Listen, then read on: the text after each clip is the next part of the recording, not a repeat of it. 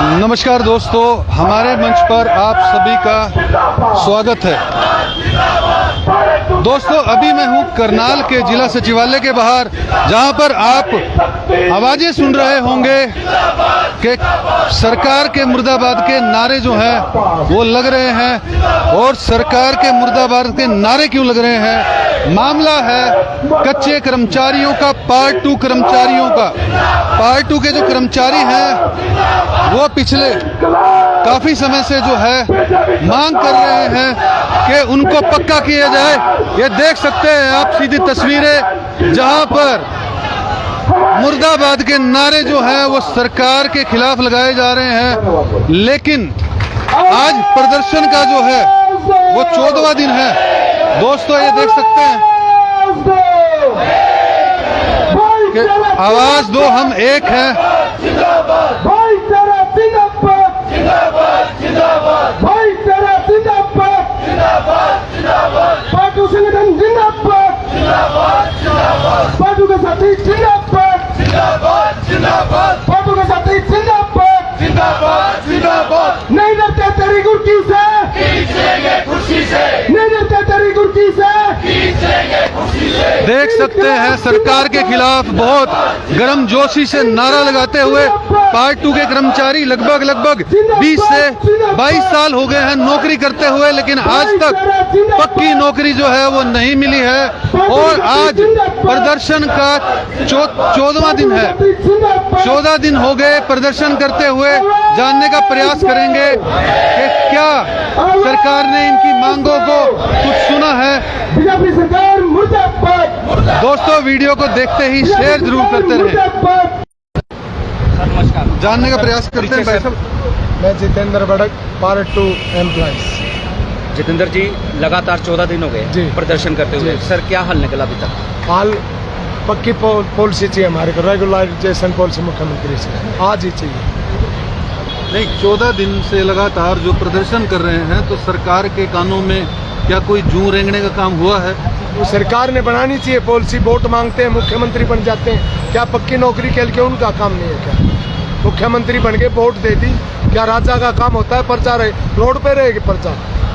Policy बनाए, हमारा right बनता है। कोर्ट ने बोल रखा है 14 साल हो गए। सीएम आवास तक भी आप गए थे, हाँ। कोई सरकार का नुमाइंदा आया था बात करने? आप नहीं आएगा।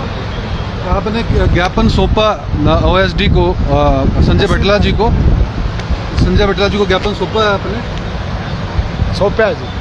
तो क्या उन्होंने आश्वासन दिया? कोई आश्वासन नहीं है अभी तक यहाँ पे। कोई आश्वासन नहीं। लगता है करनाल में बड़े बड़े नेता आते हैं, इधर की तरफ कोई ध्यान नहीं देता। क्या कहना चाहते हैं? नाम बताएं आप। मेरा नाम विकास मलिक है। मैं ITI विभाग में पिछले 10 साल से कार्यरत हूँ। आपको पता है 20 तारीख से हमारा लगातार धरना प्रदर्शन यहाँ पे जारी है। 20 तारीख को हमने एक रोड मार्च निकाला था, जिसमें CM साहब के आवास का घेराव भी हमने किया था। तो वहाँ पर पुलिस प्रशासन द्वारा हमारे ऊपर लाठियाँ भी बरसाई गई थी, हमारे काफ़ी साथियों को चोटें भी आई थी। उसकी हमने लिखित में भी सूचना प्रशासन को दी है। माननीय मुख्यमंत्री साहब से भी हमारी मीटिंग हुई थी करनाल में, तो उन्होंने हमारे सामने ही PS2 CM राजेश कुल्लर जी से बात की थी कि इन साथियों की जो भी मांगे बोलना सर, भाई जो कर्मचारी पार्ट 2 के साथी यहाँ बैठे हुए हैं, उनकी जो मांगे हैं आप उनको जायज़ जो उनकी मांगे उनको उनका हक दे दीजिए। तो अगले दिन हम चंडीगढ़ में राजेश कुल्लर जी से मीटिंग करके आए थे। तो उन्होंने हमारे साथियों से, जो हमारे शीर्ष नेतृत्व गया था, उनको बोला कि हम आपके लिए एक्ट लेके आ जाएंगे, जिसमें आपको सुविधाएं दे दी जाएंगी। सारी की सारी सुविधा वो दे दी जाएंगी जो एक रेगुलर एम्प्लॉयज़ को मिलती हैं। तो हमारे जो शीर्ष नेतृत्व ने एक ही बात की, सर आप जब सब कुछ हमारे को देने के लिए तैयार हो तो हमारे नाम के आगे से कच्चा शब्द है वो हटा दीजिए। तो उसके बिहार पे हमारी सरकार से लगातार वार्तालाप जारी है। 3-4 बार मुख्यमंत्री साहब से मीटिंग हो चुकी है, राजेश जी से, कुल्लर साहब से भी, बटला साहब से बातचीत जारी है। तो ये सब कुछ देखते हैं एक ही बात लग रही है कि सरकार जो है हमारे को खाली झूठे आश्वासन ही दे रही है। इस प्रकार का कोई कार्यविधि है जो सरकार की तरफ से बताएगी ना, तो कोई हमारे सामने रिटर्न में आश्वासन, ना किसी सरकार के नुमाइंदे ने आके हमारे को आश्वासन दिया है ना। हम जब तक लिखित में हमारे को रेगुलराइजेशन पॉलिसी नहीं मिल जाती, हमारे साथी यहाँ से धरना प्रदर्शन उठाने वाले नहीं हैं।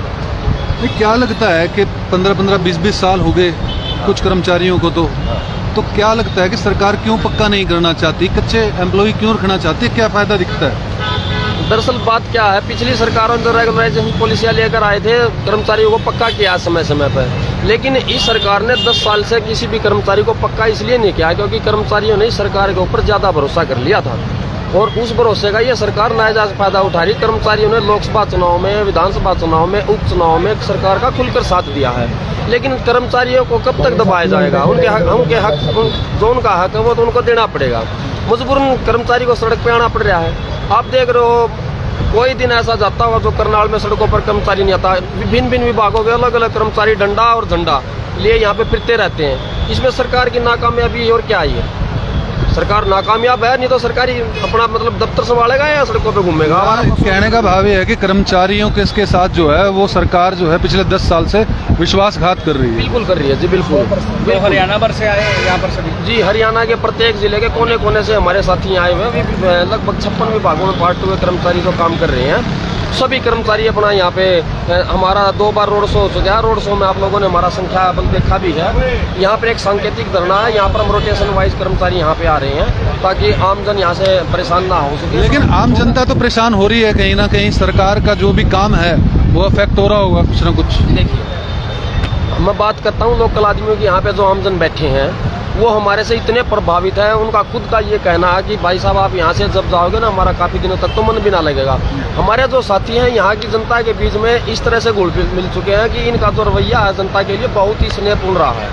रही बात दफ्तरों की, तो हम सरकार को 15 से 20 दिन पहले रिटर्न में सूचना दे चुके थे भाई हमारे को मजबूरन सड़कों पे आना पड़ेगा। यहाँ से क्या होगा, सरकार का काम भी रुकेगा, आम जनता भी प्रभावित होगी। लेकिन सरकार सोच रही थी भाई कर्मचारी हैं, लिख के दे दिया, पागल समझ रही है सरकार कर्मचारियों को। सरकार को उस टाइम पर ही सोचना चाहिए था कि ये कर्मचारी मजबूरन सड़कों पर आएंगे, आम जनता भी प्रभावित होगी। जो डीलिंग का काम है, ऑफिस के काम है वो रुके हुए हैं, बच्चों की शिक्षा प्रभावित हो रही है। बिजली विभाग के कर्मचारी यहाँ पे हैं, वहाँ पे बिजली भी प्रभावित हो रही है। अच्छा, जो पब्लिक हेल्थ से वहाँ पानी की समस्याएं भी आ रही हैं। टीचिंग स्टाफ से वहाँ बच्चों की पढ़ाई भी प्रभावित हो रही है। हम भी इस बात को मानते हैं, लेकिन हम डायरेक्ट एकदम धरने पे नहीं आए हैं। हम बार बार सरकार को लिखित में दे चुके हैं कि हम बार बार हमारे को मजबूरन प्रदर्शन जब आपने लिखित में दिया था कोई मैसेज नहीं आया था उनकी तरफ से?